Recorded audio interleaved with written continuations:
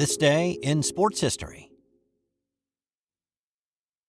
This episode is brought to you by the Sterling Soap Company. Sterling Soap is 100% natural and with a variety of bath soaps, shave soaps, beard balm, lotions, cologne, and many more personal care products in a large variety of scents, you're sure to find something that's perfect for you or that special someone in your life. Check them out at sterlingsoap.com. And you found it, the one and only daily sports history podcast, currently still in production, written and produced by me, Steve White, your humble host, and an actual human. Look, I'm not anti-AI, but artificial intelligence doesn't know sports, doesn't understand the passion, it doesn't get us, and it doesn't speak the language. So, trust a human who does the research from a room full of books and online articles written by other humans. This Day in Sports History is a member of the Sports History Network, which is a group of regular guys who love sports and love talking about sports. You can find more info and more podcasts at sportshistorynetwork.com. It's August 29th, and on this day in 2004, the leader of the Olympic marathon was attacked just a few miles from the finish. The men's Olympic marathon was the final event of the Athens Olympics, and this was a particularly special Olympic marathon.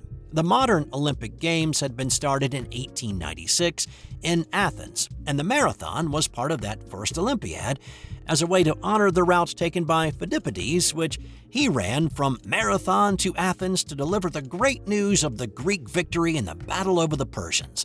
And then, of course, he died. The route run in 1896 had been around 25 miles.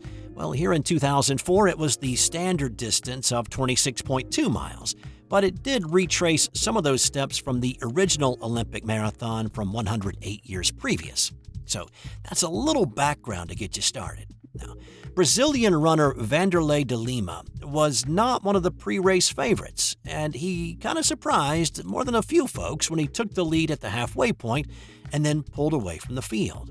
By mile 22, de Lima had stretched his lead out to 30 seconds and he was running comfortably. Crowds stretched along the route, cheering de Lima and the others on as they passed. With 4 miles to go in the race, de Lima was cruising right down the middle of a wide street when Irishman Cornelius Horan surged onto the course, grabbed de Lima, and pushed him into the crowd. He was stunned. Where had this man in an orange kilt, green beret, green knee socks come from? What was he doing and why? The bystanders and then police subdued Horan. De Lima was able to get back to his feet and back on the race course. He wasn't harmed at all. He started running again and he still had a lead, though it was significantly less than it had been before the attack. With 2 miles to go in the race, Italian Stefano Baldini caught him and then passed him. American Meb Keflezighi also caught and passed de Lima, and that's how they finished. Baldini won gold, Meb won silver, and de Lima took the bronze. Now, it's hard to say if de Lima could have held on to win if he had just been left alone to run. He finished a minute 15 seconds behind Baldini and about 40 seconds behind Keflezighi. But, of course, he should have been given that chance. De Lima was obviously shaken by the incident, and after the race he told the media, "I couldn't defend myself. I was totally concentrated on my race. I had to get back into my competitive rhythm, and I really lost a lot of it. It's extremely difficult to find that rhythm again." So, what was Horan's intention? As much as investigators could determine, it was strictly for publicity and exposure to tell the story that the end times were near. The man who looked like a young Bob Newhart in a Girl Scouts uniform had been a Catholic priest in Ireland before being defrocked. A year earlier, in 2003, Horan had jumped onto the Silverstone race circuit during the Formula One British Grand Prix. Several cars had to maneuver around him at 200 miles per hour to avoid killing him. He was arrested and spent 2 months in jail for that incident. For his assault on this day, he was again arrested and spent 2 years in prison. He actually had plans to disrupt the 2006 World Cup in Germany, but those plans were disrupted by the German police. This episode is brought to you in part by McFarland Books and their new release, Building the Milwaukee Bucks by Jordan Tresky. What does it take to build an NBA champion from scratch? Building the Milwaukee Bucks takes you behind the scenes, boardrooms, locker rooms, and courtside to see how Milwaukee went from no team to raising the championship trophy in just 3 years. With legends like Kareem, Oscar, Wayne Embry, Larry Costello, and much more leading the charge. This is the story every basketball fan should know. Get your copy of Building the Milwaukee Bucks at your favorite bookstore. On this day in 1973, Nolan Ryan came so close to pitching another no-hitter.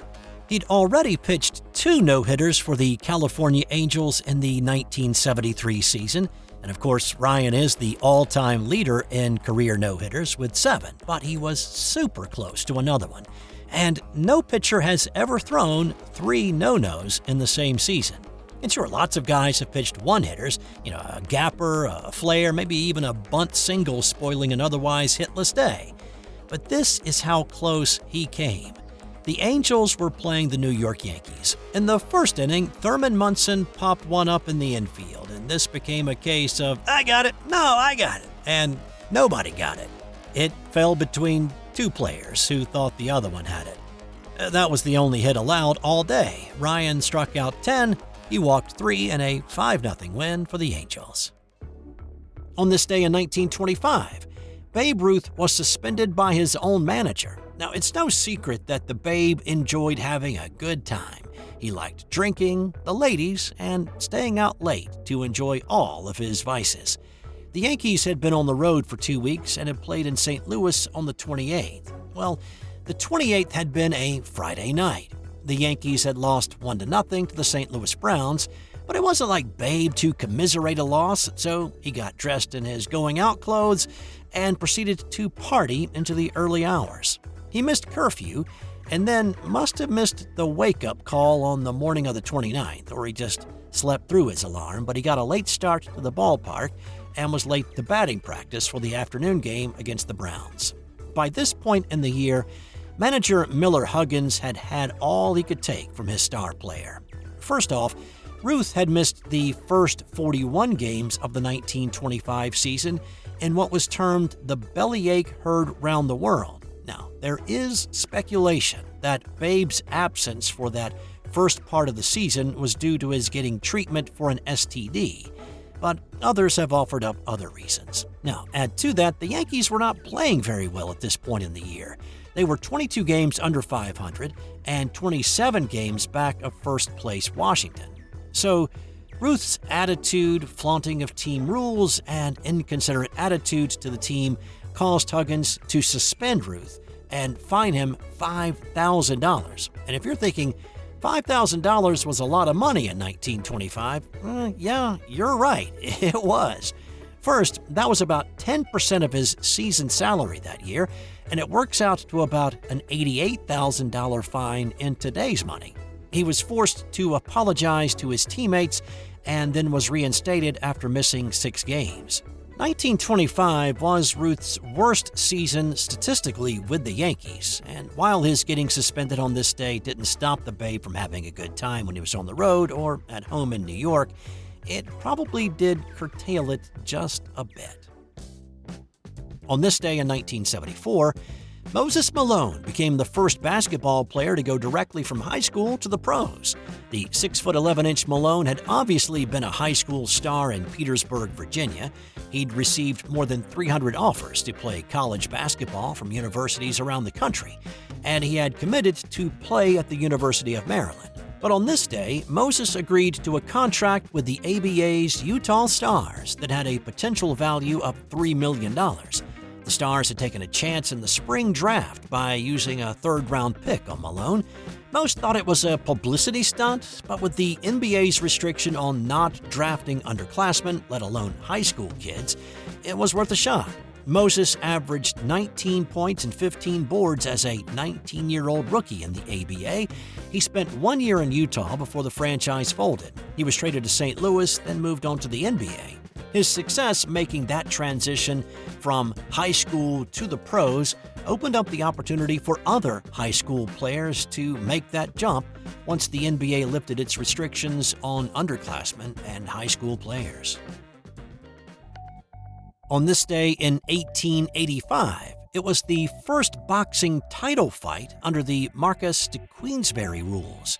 Those rules were instituted to regulate a sport that had been fought bare knuckle and often lasted several hours.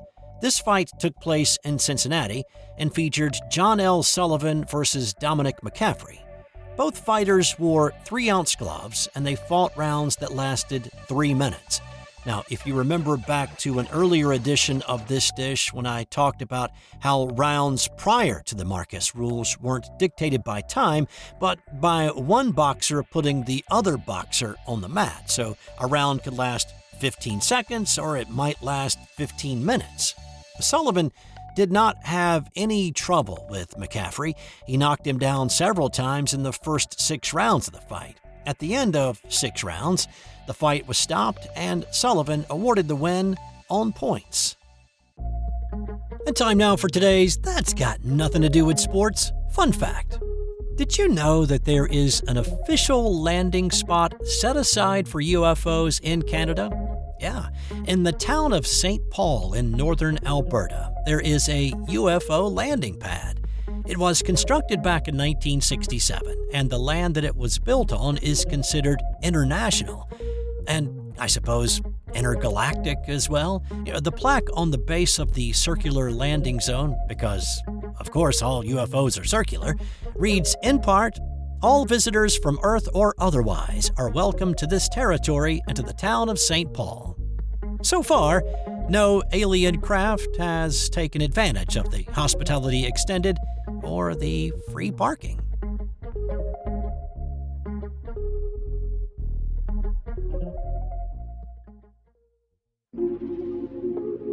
This has been an original Thrive Suite production.